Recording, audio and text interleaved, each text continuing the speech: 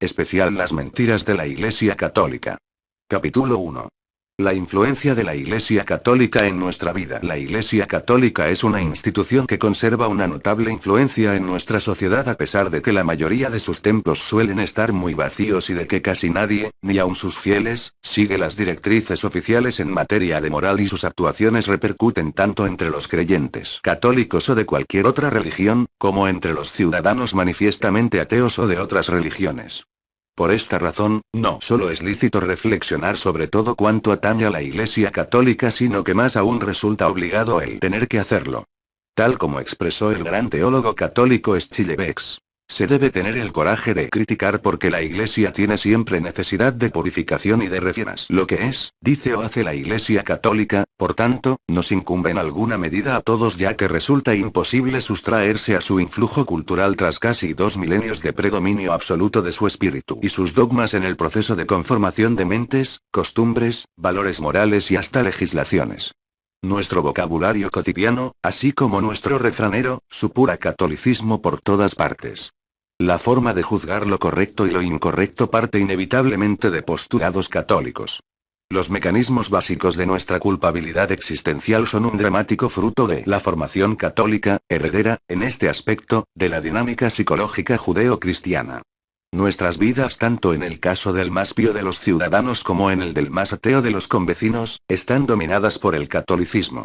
El nombre que llevamos es, en la mayoría de las personas, el de un santo católico, el de una advocación de la Virgen o el del mismo Jesús. Nuestra vida está repleta de actos sociales que no son más que formas sacramentales católicas: bautismos, primeras comuniones, bodas, funerales, etc., a las que asistimos con normalidad aunque no seamos creyentes. Las fiestas patronales de nuestros pueblos se celebran en honor de un santo católico o de la Virgen.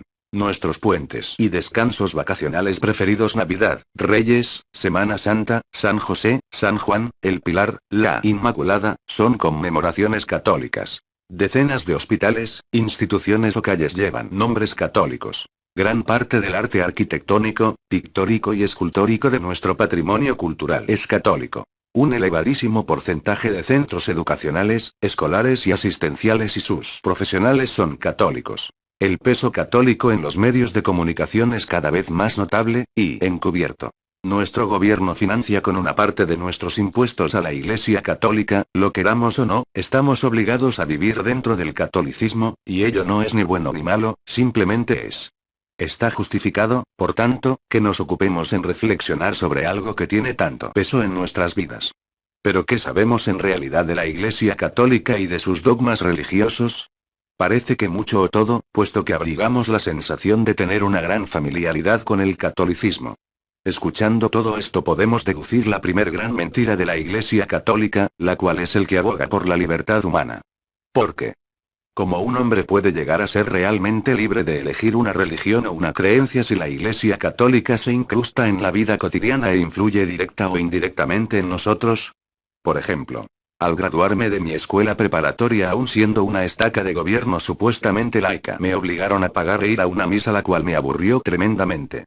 Simplemente nos falta mucho como mexicanos para ser laicos. ¿Cómo es posible que nos lleven a una misa en la escuela? Me pregunto yo, ¿en dónde queda la educación laica? Otra cosa es las tradiciones absurdas que nos inculcan pero que no tienen ningún sentido.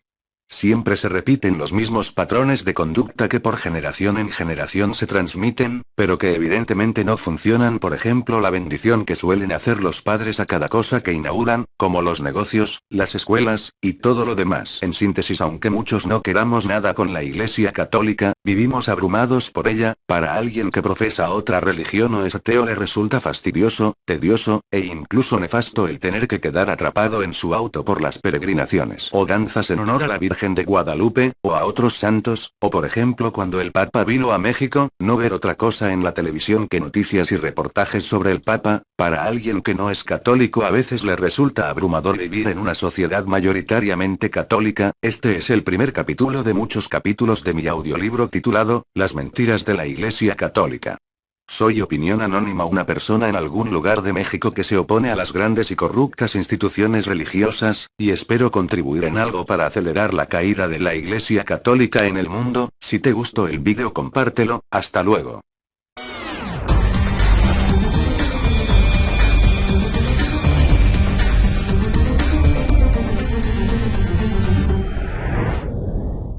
Las mentiras de la Iglesia Católica. Capítulo 2, la primer gran mentira: Pedro fundó la Iglesia. Tradicionalmente se nos ha dicho que la Iglesia Católica es la que Jesucristo fundó y la cual fue comisionada a Pedro para su dirección. Incluso he escuchado que Pedro fue el primer papa, y que después de Pedro ha habido una línea ininterrumpida de papas hasta nuestros días. Eso es a lo que los católicos le llaman el Santo Orden, que consiste que supuestamente la Iglesia Católica ha existido desde el tiempo de Cristo y que generacionalmente al morir un papa se ha llamado a otro sin ninguna interrupción de tiempo. Es por eso que muchos defensores católicos y padres alegan que es la Iglesia verdadera, ya que afirman que es la Iglesia que Cristo mismo autorizó por medio de Pedro y sus sucesores. Pero, ¿será cierto esto? ¿O es solamente otra mentira audazmente diseñada para la evangelización y la no contradicción de la Iglesia Católica? En este video conocerás la verdad de las cosas. Y aprenderás acerca de lo que realmente pasó basándonos en hechos históricos comprobados y verificados. La escritura con la cual se defienden todos los católicos se encuentra en el Nuevo Testamento. Jesucristo al explicar el principio de la revelación dice lo siguiente en Mateo 16, 18. Mas yo también te digo que tú eres Pedro, y sobre esta roca edificaré mi iglesia, y las puertas del infierno no prevalecerán contra ella. Viendo muy conveniente la mala interpretación de esta escritura, la Iglesia Católica ha expuesto que en dicha escritura se funda o da comienzo la Iglesia Católica como tal. La verdad es que es completamente falso. En ese entonces no se podía considerar a los creyentes como católicos, ya que dicha palabra ni siquiera existía. Más bien el calificativo correcto para los seguidores de Cristo sería cristianos. Otra cosa es que los dogmas y creencias de la Iglesia Católica no existían en esa época, sino muchas de ellas se fueron adquiriendo siglos después con la fusión de las creencias cristianas con el paganismo. La Iglesia Católica no existía ni en organización, ni en dogma, ni en estructura eclesiástica. Así que no podemos ni debemos determinar que la Iglesia Católica existía antes del 313 después de Cristo. Mucho se dice que fueron los apóstoles de Jesucristo los que se encargaron de proclamar el Evangelio, pero su ministerio terminó antes de comenzar el segundo siglo de la era cristiana. Fue una combinación de causas exteriores e interiores lo que llevó a efecto una gran apostasía dentro de la Iglesia. ¿Qué es una apostasía? Es el cambio y transgiversación de los dogmas y creencias originales por mentiras. La más eficaz de estas fuerzas externas desintegrantes fue la tenaz persecución a los cristianos consiguiente a la oposición de los judíos así como de los paganos. Grandes números de los que habían ocupado puestos oficiales dentro de la Iglesia primitiva desertaron. El resultado general de la oposición externa se manifestó en la defección de los miembros. Con lo cual se motivó a una extensa apostasía dentro de la Iglesia. Pero inmesurablemente más serio fue el resultado de la disensión, cisma y divisiones internas que produjeron una completa apostasía de la Iglesia respecto del camino y la palabra de Dios. El judaísmo fue el primer opresor del cristianismo, y llegó a ser el instigador e incitador de las atrocidades adicionales consiguientes a la persecución pagana. Durante el reinado de Nerón comenzado en el año 64 de nuestra era se generalizó la hostilidad manifiesta y vigorosa de las potencias romanas contra la Iglesia cristiana. Aversión, que salvo por treguas ocasionales que duraban meses o quizá años continuó hasta cerca del fin del reinado de Diocleciano. La inhumana crueldad y salvaje barbarismo que se imponía a cuantos profesaban el nombre de Cristo durante esos años son hechos comprobados por la historia. Cuando Constantino el Grande ascendió al trono en la primera parte del tercer siglo, se inauguró un cambio radical en la actitud del Estado respecto a la Iglesia. No tardó el emperador en convertir el así llamado cristianismo de su época en la religión de sus dominios. Y la devoción celosa a la Iglesia llegó a ser la manera más segura de granjearse el favor imperial. Para entonces la Iglesia era ya principalmente una institución apóstata, y aun el más elemental bosquejo de su organización y servicios difícilmente se parecía a la Iglesia original de Cristo. Los vestigios del cristianismo genuino que antes pudieron haber sobrevivido en la Iglesia ahora quedaron ocultos de los ojos de los hombres por causa de los abusos que resultaron de la elevación de la organización eclesiástica a una oposición de eminencia secular. Tras el decreto de Constantino el emperador, a pesar de no estar bautizado se hizo pasar como cabeza de la Iglesia, y los puestos sacerdotales llegaron a tener mayor relevancia que los puestos militares. El obispo de Roma ya había establecido su preeminencia sobre sus compañeros del episcopado, pero cuando el emperador convirtió a Bizancio en su capital y le dio en su honor el nombre de Constantinopla, el obispo de esta ciudad pretendió la misma categoría que el pontífice romano. Se impugnó la pretensión. La disensión resultante dividió la Iglesia, y el cisma ha persistido hasta el día de hoy, como manifiesta la distinción entre las Iglesia católica romana y católica griega.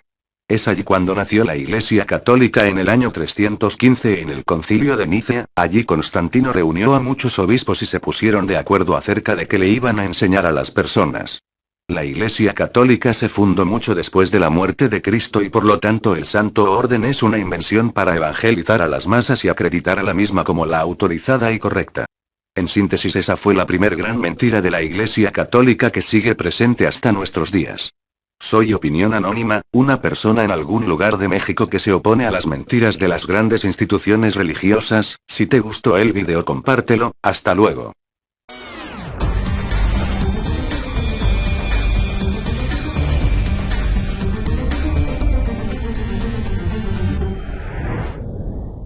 Las mentiras de la Iglesia Católica, capítulo 3, ¿qué pasó en el Concilio de Nicea?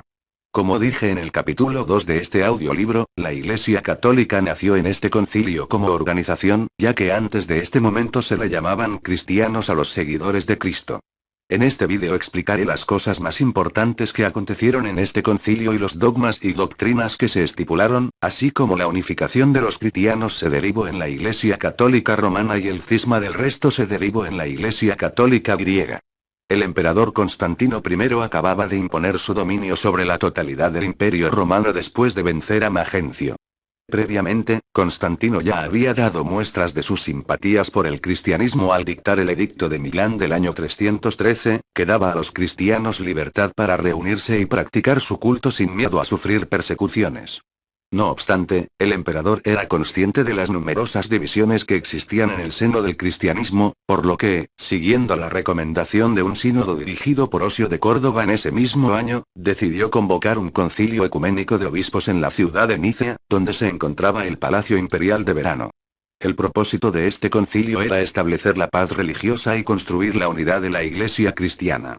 En aquellos momentos, la cuestión principal que dividía a los cristianos era la denominada controversia arriana, es decir, el debate sobre la naturaleza divina de Jesús. Un sector de los cristianos, liderado por el obispo de Alejandría, Alejandro, y su discípulo y sucesor Atanasio, defendía que Jesús tenía una doble naturaleza, humana y divina, y que por tanto Cristo era verdadero Dios y verdadero hombre. En cambio, otro sector liderado por el presbítero Arrio y por el obispo Eusebio de Nicomedia, afirmaba que Cristo había sido la primera creación de Dios antes del inicio de los tiempos, pero que, habiendo sido creado, no era Dios mismo. Este fue el primer concilio general de la historia de la Iglesia cristiana, a excepción del llamado Concilio de Jerusalén del siglo I, que había reunido a Pablo de Tarso y sus colaboradores más allegados con los apóstoles de Jerusalén encabezados por Santiago el Justo y Pedro. En este concilio el pontífice romano asumió la responsabilidad secular así como la espiritual, y en el siglo XI se arrogó a sí mismo el título de Papa. ¿Qué significa padre, en calidad de gobernante paternal de todas las cosas?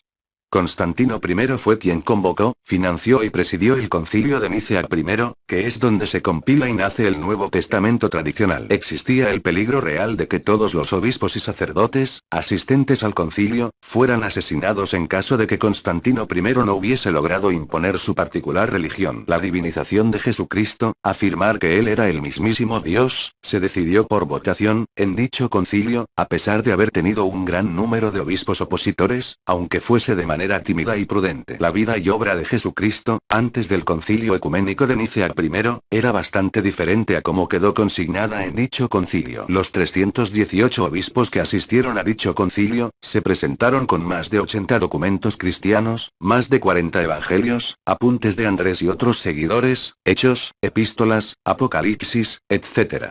Y que de los más de 1000 obispos que no pudieron asistir, un alto porcentaje no estuvo de acuerdo con incluir tan solo 4 evangelios. Y que solo firmaron las actas finales 220 obispos. Destacados teólogos y prestigiosos profesores de religión, de las más importantes facultades de teología del mundo, sostienen que lo que se compiló en el Concilio de Nicea I es, básicamente, la doctrina del paganismo fusionado con el cristianismo, muy distante de las enseñanzas de Jesucristo, pero sí, muy similar al mitraísmo del emperador Constantino I. No es mi intención evangelizar a nadie sobre una doctrina en específico.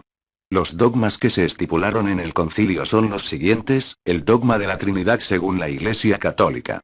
El dogma de la superoración, que consiste en que al tomar la hostia y el vino tomamos literalmente la sangre de Cristo, o sea que el agua se convierte en sangre al entrar en nuestro cuerpo, repito, no en un sentido filosófico ni metafórico sino literal. Se estipuló el día del nacimiento de Jesús. Se estipuló que Jesús nació el 25 de diciembre. No existe ninguna evidencia que indique que Jesús hubiera nacido el 25 de diciembre. Más bien, la evidencia demuestra lo contrario. En otro vídeo explicaré cuáles son esas otras evidencias. En este concilio se estipularon los ritos, procedimientos, oraciones, ordenaciones, organizaciones seculares y casi todo lo que constituye ahora a la Iglesia Católica. Y todo se hizo por votación. Soy Opinión Anónima, una persona en algún lugar de México que se opone a las mentiras de las grandes organizaciones religiosas. Si te gustó el vídeo, compártelo. Hasta luego.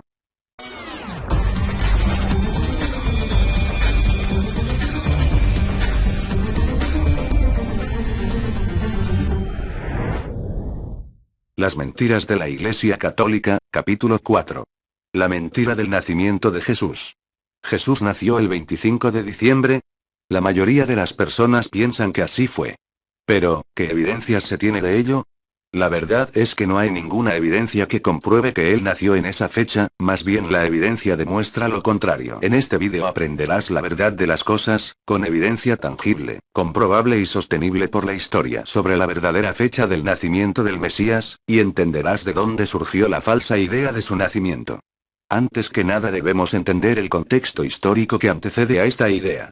Como expliqué en el capítulo anterior, esta idea nació mucho después de la muerte de Cristo en la fusión del paganismo con el cristianismo, y se estableció como doctrina de la Iglesia en el 313 después de Cristo en el Concilio de Nicea. Dicha idea nació ya que se deseaba adaptar la celebración pagana del Sol Invencible y asimismo hacer que los paganos se relacionaran y gradualmente adoptaran el catolicismo.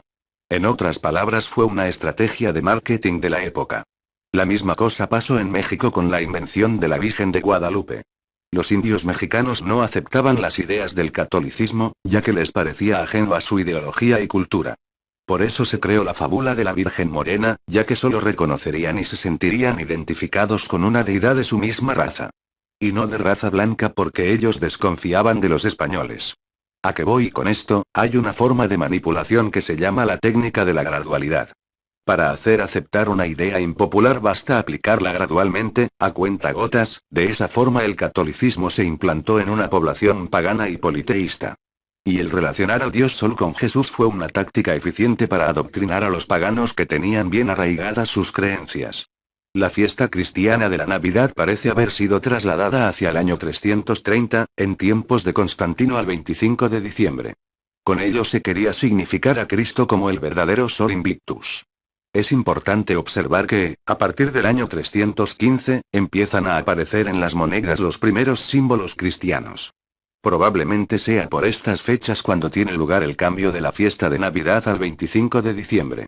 El mensaje recabado de la célebre visión de Constantino fue en el sentido de la prevalencia de Cristo sobre el Sol. Cristo es el verdadero Sol invicto.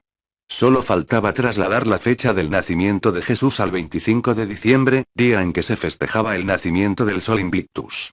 Para sintetizar este punto, hay evidencia suficiente para reconocer que fue 3 siglos después de la muerte de Cristo cuando se adoptó la creencia que él nació el 25 de diciembre.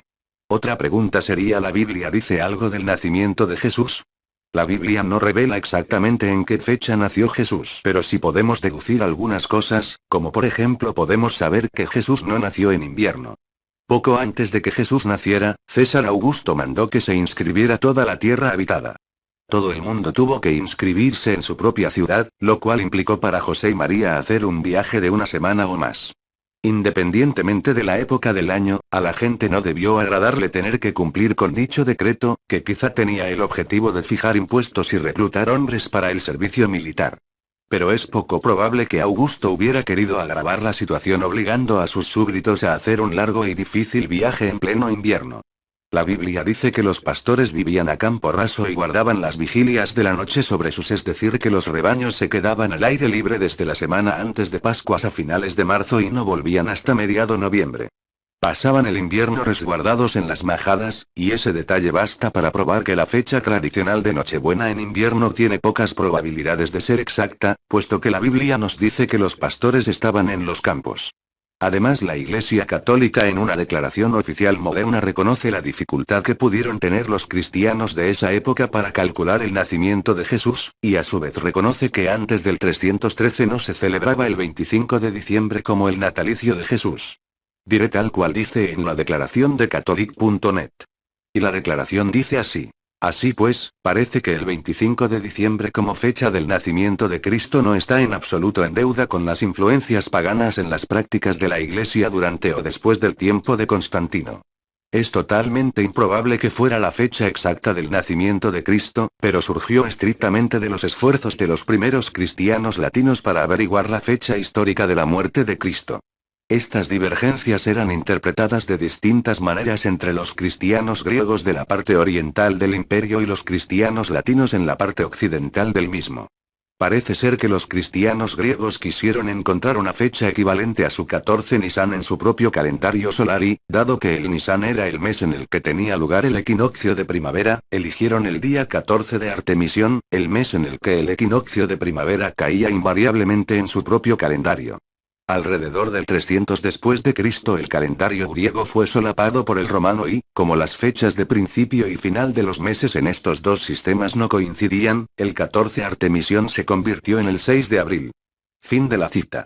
En pocas palabras, el primer resultado que hubo del nacimiento de Cristo fue el 6 de abril, según los calendarios griegos. Pero al parecer a los romanos no les pareció la idea y determinaron según cálculos algo extraños y sin mucho fundamento que nació el 25 de marzo. A mi parecer me parece más confiable la declaración griega de que Jesús nació el 6 de abril, ya que por lo menos tiene una canderización.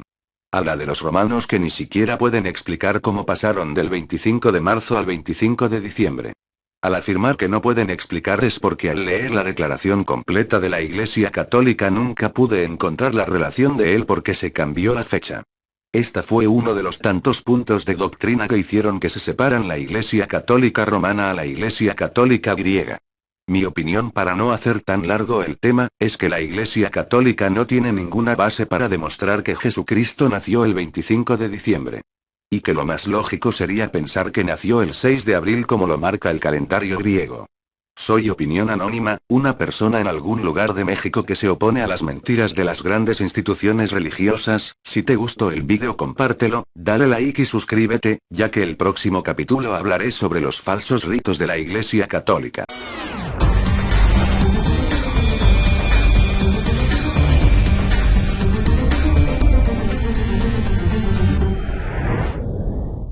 Los 3 mandamientos que eliminó la Iglesia Católica. La Iglesia Católica Apostólica Romana eliminó 3 importantes mandamientos de los 10 mandamientos de Moisés. Es un hecho irrefutable y comprobado de la historia que la Iglesia Católica sustituyó no solo 3 de los 10 mandamientos de Moisés por otros para adecuarlos a su conveniencia, sino que también cambió muchas partes claras de la Biblia para tratar de que no se contradijera tanto con lo que sus sacerdotes enseñaban. Primero diré los mandamientos que elimino y luego hablaré de las pruebas. Los mandamientos que quito son los siguientes. Primero, el mandamiento número 1, que originalmente decía: no tendrás dioses ajenos delante de mí. Fue sustituido por amarás a Dios sobre todas las cosas. El por qué sustituyeron este mandamiento es porque se contradecía con la doctrina de la Trinidad que instituyó la Iglesia Católica en el 313 después de Cristo en el Concilio de Nicea. Así que prefirieron simplemente omitir el mandamiento original que retractarse de su dogma de la Trinidad. El segundo mandamiento que sustituyeron es a la vez el segundo mandamiento de los 10 mandamientos de Moisés, que originalmente decía: no te harás imagen, ni ninguna semejanza de cosa alguna que esté arriba en el cielo, ni abajo en la tierra, ni en las aguas debajo de la tierra. No te inclinarás a ellas, ni las honrarás, porque yo soy Jehová tu Dios, fuerte, celoso, que visito la maldad de los padres sobre los hijos hasta la 3ª y la 4ª generación de los que me aborrecen. Dicha descripción del mandamiento se encuentra en la traducción más correcta de la Biblia, que es la versión Reina Valera, que provenía a la vez de la traducción de William Tyndale, un reformador y más grande intérprete y traductor del latín al inglés de su época. Y dicho mandamiento fue sustituido por el siguiente: no tomarás el nombre de Dios en vano. A pesar de que ese mandamiento, si es verídico, era el tercer mandamiento y lo movieron al segundo.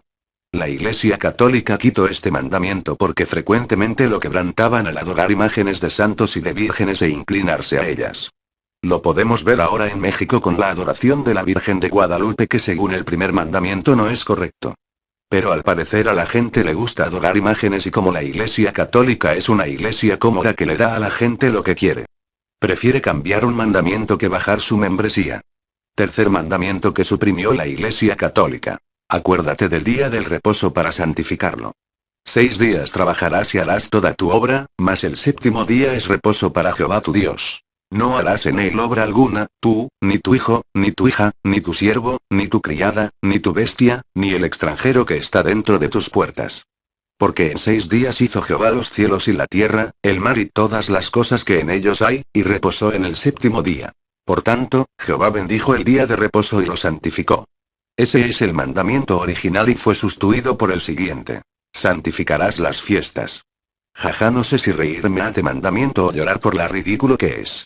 Pero en fin, lo cambiaron porque al parecer el pedirle a las personas que no hicieran cosa alguna los días domingos y lo santificaran completamente a Dios era algo demasiado difícil que ni siquiera los mismos sacerdotes deseaban cumplir. Soy opinión anónima, una persona en algún lugar de México que se opone a las mentiras de las grandes instituciones religiosas. Si te gustó el vídeo, compártelo. Hasta luego.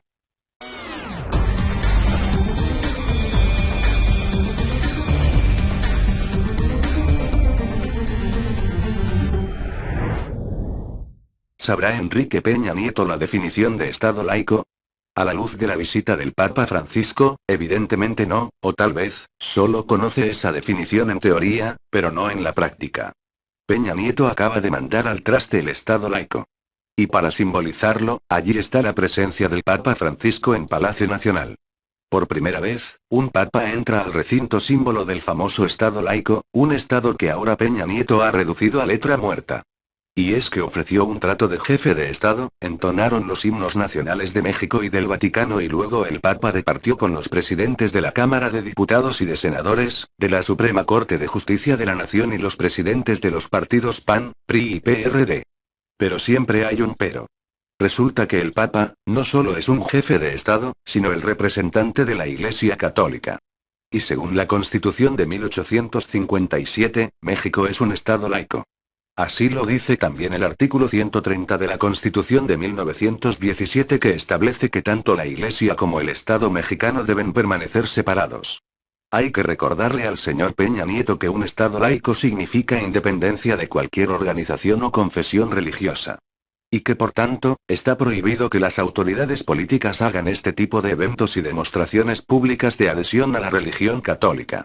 La preferencia mostrada por Enrique Peña Nieto hacia el Papa Francisco, viola flagrantemente el Estado laico, cuya esencia se centra precisamente en no mostrar preferencia alguna por ningún tipo de religión. Así lo marca la Constitución de junio de 2011, que considera un derecho humano, la libertad religiosa. México ya no es inminentemente católico como en los años 70, cuando el 99% de sus ciudadanos se declaraban católicos. Ahora esa cifra ha caído y solo el 80% profesa esa religión. ¿Quién es entonces el presidente de ese 20%? Por lo pronto, en Palacio Nacional la fiesta católica organizada por Peña Nieto, no escatimó en recursos ni asistencias. Allí estaba el poder político y económico para congraciarse con la Iglesia Católica. Gobernadores, funcionarios, empresarios, políticos, líderes de la sociedad civil y 2000 invitados, no disimularon en rendirle pleitesía al Santo Padre, sin necesidad de púlpito y ante la atenta mirada piedra de Benito Juárez, quien seguramente se estará revolcando en su tumba. Y es que al parecer la clase política mexicana, no parece recordar la turbulenta historia de México y la Iglesia. Ahora todo parece miel sobre hojuelas. No importa si es con Vicente Fox con el Cristo en sus manos o con Enrique Peña Nieto y el Ave María. ¿Y el Estado laico? Se lo han pasado por el arco del triunfo. Desde 1991, cuando Carlos Salinas de Gortari, el innombrable, inauguró el matrimonio de hecho entre México y el Vaticano, los presidentes no han dejado de acercarse peligrosamente a la jerarquía católica.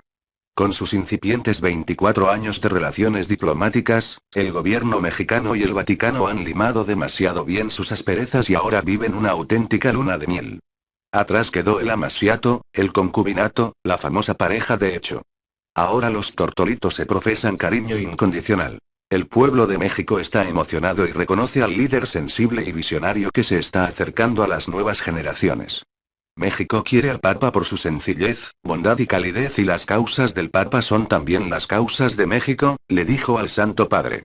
El Papa le respondió que el gobierno debe trabajar para ofrecer a todos los ciudadanos la oportunidad de ser dignos actores de su propio destino. Le aseguro, señor presidente, que en este esfuerzo, el gobierno mexicano puede contar con la colaboración de la Iglesia Católica, que ha acompañado la vida de esta nación y que renueva su compromiso y voluntad de servicio a la gran causa del hombre. La edificación de la civilización del amor. ¿Será? La historia de México nos demuestra lo contrario. Cada vez que los mexicanos han avanzado, la jerarquía católica se ha encargado de hacerlos retroceder. No es necesario retroceder mucho. Durante el siglo XIX y principios del XX, fue la jerarquía católica la que se alió con los poderes político y económico y traicionó, manipuló y mintió a su pueblo, hasta hundirlo en un reguero de sangre para beneficio de sus intereses.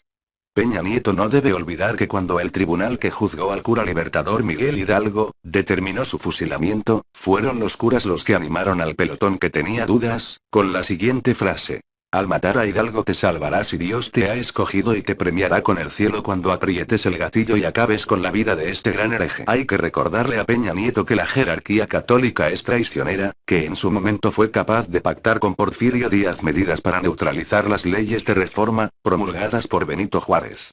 Sabrá que la Iglesia Católica Mexicana detentaba más del 50% de la propiedad inmobiliaria del país. Recordará Peña Nieto que ha sido la jerarquía católica la que en la época virreinal y durante el período de independencia derrocaba gobiernos, financiaba ejércitos, organizaba guerras, compraba cabildos y voluntades a favor de sus propios intereses. ¿Olvidaría el señor Peña Nieto que es el clero católico el que ha convertido los púlpitos en auténticas plataformas políticas, incluso en la actualidad? Allí está la historia del Partido Acción Nacional y sobre todo del Yunque. A la jerarquía nunca le ha interesado la educación, prefiere la evangelización a fin de controlar las almas de los católicos y así seguir cuidando su insaciable acumulación de riqueza. Por favor, que alguien le regale un libro de historia mexicana a Peña Nieto para que recuerde que fue la Iglesia Católica la que contrataba mercenarios para mantener en sus cárceles clandestinas a los disidentes y pecadores desobedientes con anhelos de libertad. México ha tenido una de las peores jerarquías católicas.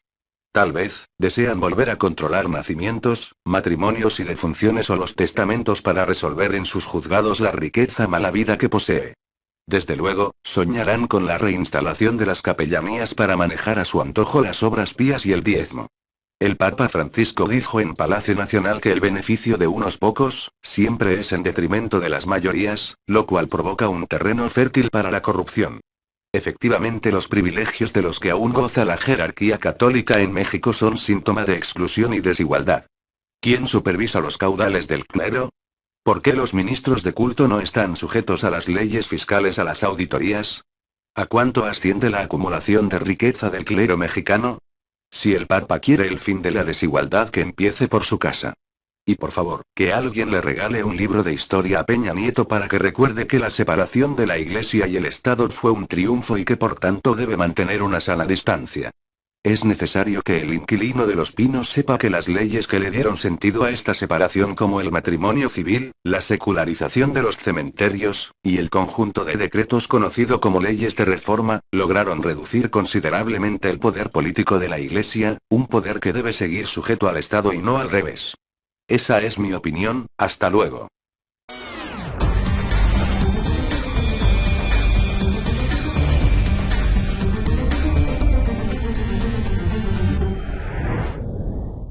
Empieza la visita del Papa con show estilo Televisa. Desaparece el Estado laico en la recepción en México a Francisco el Pontífice. El presidente Enrique Peña Nieto claudicó a la idea del Estado laico en la parafernalia de recibimiento al jefe del Estado Vaticano, Jorge Bergoglio, a quien los católicos reconocen como su líder religioso. El monarca se resistía, pero la insistencia de más de 7.000 personas que se congregaron en el hangar presidencial lo convencieron, luego de que el presidente Enrique Peña Nieto se aproximara a decirle algo al oído.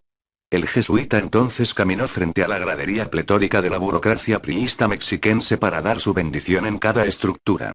Ya desde Vicente Fox, quien al recibir a Juan Pablo II le hizo una genuflexión y le besó el anillo papal, parecía que se terminaba con siglo y medio de tradición laica. Pero esta vez fue más allá, y aunque no hubo genuflexión, el acto devino en la espectacularidad que solo puede alcanzar un festival multitudinario de artistas de televisión. El nuevo hangar presidencial del Aeropuerto Internacional de la Ciudad de México, convertido en un enorme escenario, con gradas para alojar a unos 7.000 invitados, templete para artistas y alfombra roja, recibió al sumo pontífice de los católicos con tratamiento de su santidad, cánticos de artistas del pop mexicano con orientación religiosa, y una selecta concentración de asistentes de la burocracia federal y mexiquense, con todo y sus familias, a quienes se les instruyó previamente sobre cómo recibir al Papa Francisco. El escenario que aquí olvidó la laicidad no hubiera estado completo de haber faltado las pantallas gigantes que durante la tarde mostraron una producción o, mejor dicho, un diseño donde aparecía la silueta que se advierte similar a la imagen de la llamada Virgen de Guadalupe frente a la silueta de Francisco, en cuyo cuello lleva el mapa de México como si fuera un babero. Entre ambos, una cruz. El cielito lindo. Preciso, poco después de las 19:20, el presidente Enrique Peña Nieto y su esposa, Angélica Rivera, recibieron al Papa Francisco al pie de la escalinata, cuyos peldaños lucían el escudo del Vaticano, pequeño país enclavado en Italia. Momentos antes un mariachi y la concurrencia cantaban, por alguna elección inexplicable de la producción, El cielito lindo.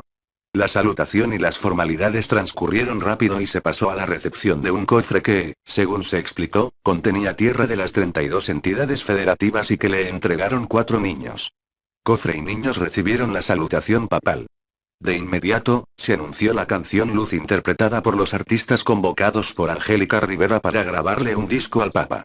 Previamente, los 7.000 asistentes fueron instruidos de que al anunciar la canción debían encender la luz de sus teléfonos celulares, lo que ocurrió para dar inicio a una cadena que lo acompañaría, según lo planeado, a través de su recorrido hasta la Nunciatura donde pernoctará. Al terminar la canción, Francisco, nombre elegido por el religioso para asumir el pontificando, recorrió la alfombra roja. Se detuvo una vez más para abrazar a los niños que lo esperaban en otro escenario ya muy cerca del hangar presidencial. Los asistentes pedían la bendición papal y fue hasta entonces que aceptó caminar por el frente de las graderías saludando y haciendo la señal de la cruz. Los de Toluca en el hangar. El recién inaugurado hangar presidencial construido por Juan Armando Hinojosa Cantú, constructor y financiero de la Casa Blanca de la primera dama Angélica Rivera, encontró un nuevo uso en el festival artístico que agasajó a los invitados, la mayoría originarios de Toluca, Estado de México. Eran las 4 de la tarde cuando las gradas dispuestas en el patio de maniobras del hangar presidencial lucían ya con una cifra numerosa de hombres de traje y corbata y mujeres con sus mejores galas. Justo es decir que no se trata de cualquier clase de invitados, sino de gente que viste prendas de calidad evidente, con numerosas mujeres de cabello rubio planchado, las jóvenes, y con crepelas mayores. Poco se sabe del reparto de invitaciones que todavía la tarde del jueves se repartían entre funcionarios federales, luego de la intempestiva cancelación de boletos que se dieron en el gobierno de la Ciudad de México, cuya burocracia se quedó con las ganas. El maestro de ceremonias pregunta a las gradas que si vienen de Mérida y hay una leve respuesta. De Puebla, más o menos igual, pero cuando pregunta quiénes vienen de Toluca, las gradas responden en miles de gargantas orgullosas de su lugar en la ceremonia. No obstante, saben a qué han venido, y para las 16:30 ensayan porras de recepción con lo que se sabe no tienen a su alcance. Te queremos, Francisco, te queremos, repetida la expresión varias veces, para luego intentar una ola y finalmente bailar la pelusa, que si era ensayo, difícilmente bailará el jesuita Bergoglio, pero quizás no son tantas las opciones de los contingentes. En cualquier caso deben callar. A las 4:45 de la tarde, el mariachi de la Secretaría de Marina hizo su aparición en el escenario, inundando los altavoces del lugar que dejaron sin aliento a los ensayos porrísticos. El programa del mariachi es prolijo en la exaltación de mexicanidad que los organizadores han asociado irremisiblemente a la visita del máximo jerarca de la Iglesia Católica, como se ha escrito en todo discurso y publicidad oficial, su santidad. México lindo y querido, soy mexicano, etc. Un día muy importante para México, pero particularmente para los que estamos aquí, dirá el maestro de ceremonias arrancando el júbilo de los concurrentes. La luz de Francisco. Entre bailes del folclore mexicano y la música de mariachis, marimbas y otros géneros vernáculos, la tarde avanzó mezclando las presentaciones artísticas con las indicaciones. Al recibir a Francisco debían reaccionar con una ovación. Los niños le entregarán la caja con tierra y momentos después se anunciará la canción Luz. Apenas hecho el anuncio, los asistentes debían encender la luz de sus teléfonos celulares para iniciar la cadena de luz que acompañaría el camino de su santidad, explica el maestro de ceremonias. 3 horas después de estar bajo el sol, llama a conservar el entusiasmo. Entre más se aleja la luz del sol, más se acerca la luz de su santidad el Papa Francisco, dice este hombre, sin reparo de que anuncia un acto de Estado en instalaciones federales. El mariachi y una producción del ballet folclórico de Amalia Hernández se intercalan entre producciones de vídeo que se reproducen en las pantallas, y alrededor de las 19, más que la luz del Papa, lo que hay es un aire helado que soportan a campo abierto 32 niños vestidos de prendas ligeras en blanco. Pronto, un grupo que se proclama la juventud del Papa empieza a corear. Se ve, se siente, el Papa está presente. Son las 19:20, y con el cielito lindo y el recorrido en vivo del avión tras su aterrizaje, transmitido en las pantallas gigantes y juegos de luces que danzan al son de la melodía, la emoción se desborda. Hay jóvenes que gritan como si vieran a un rockstar, y el vuelo de Alitalia se coloca en posición. Media hora después, tras haber conseguido la bendición papal desde lejos, Francisco, el presidente Peña Nieto, Angélica Rivera y el nuncio apostólico Christophe Pierre con el embajador en México, Miguel Malfabón, caminan rumbo al hangar donde se hará la presentación oficial de comitivas. ¿Cuál es mi opinión de todo esto? Primeramente, la ociosa visita del Papa costará a la nación tan solo en Michoacán 300 millones de pesos. El monto con el que se alista el gobierno estatal para recibir al Papa es el equivalente al que ha solicitado la dirigencia de la Coordinadora Nacional de Trabajadores de la Educación, (TE), para ejecutar obras por su cuenta en las 1152 escuelas con altas deficiencias. Aunque por razones burocráticas no pude conseguir el gasto total que costara la visita del Papa en todos los lugares a los que visitara. Calculo que será aproximadamente 1.900 millones de pesos. Entre gastos de operaciones o sin contar el declive económico que surgirá por el paro de labores obligatorio en empresas locales por la visita del Papa. Simplemente se me hace un absurdo desperdicio del dinero de nuestros impuestos. Pero eso no es lo que más me molesta. Me molesta la nula importancia que le da el gobierno al Estado laico. Pregunto yo. ¿De qué sirvió la guerra de reforma donde se perdieron millones de vidas para defender la libertad religiosa y la educación laica si nuestros ineptos presidentes dan preferencia a una sola iglesia sobre todas las demás? Mientras en Estados Unidos el presidente Barack Obama imparte discursos para defender la libertad religiosa y de pensamiento, aquí en México se imparte el totalitarismo religioso a favor de la Iglesia Católica. Me molesta que la Iglesia Católica, siendo la organización más rica del mundo, no cubriera los gastos de la visita del Papa a México.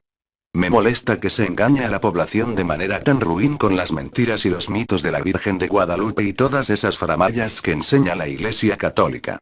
Pero lo que más me molesta y me duele en el alma es lo estúpidos que son mis compatriotas mexicanos al creer en una religión que no ha hecho más que robarles. La Iglesia Católica siempre miente, siempre engaña. Y ustedes mexicanos católicos tontamente idolatran y alaban a un hombre que no representa más que a los intereses de la organización más corrupta del mundo. La Iglesia Católica. Déjenme decirles que abiertamente protesto ante la desinformación, manipulación mediática y faramalla que se vivió tras la visita del Papa. Y a partir de ahora usaré todas mis fuerzas y habilidades en YouTube para informar la verdad al pueblo mexicano aunque no me quieran escuchar. Protestaré contra el Papa, contra la Iglesia Católica, contra la ignorancia, contra el gobierno, contra las élites políticas y económicas que dominan México. Ya basta de tantas mentiras, estoy cansado y por eso protesto. Si hay alguien en algún lugar que concuerde con mi causa, le pido que me ayude compartiendo este vídeo, y los próximos que jale. Soy Opinión Anónima, una persona en algún lugar de México que seguirá haciendo vídeos hasta que abra los ojos a cuantos pueda. Hasta luego.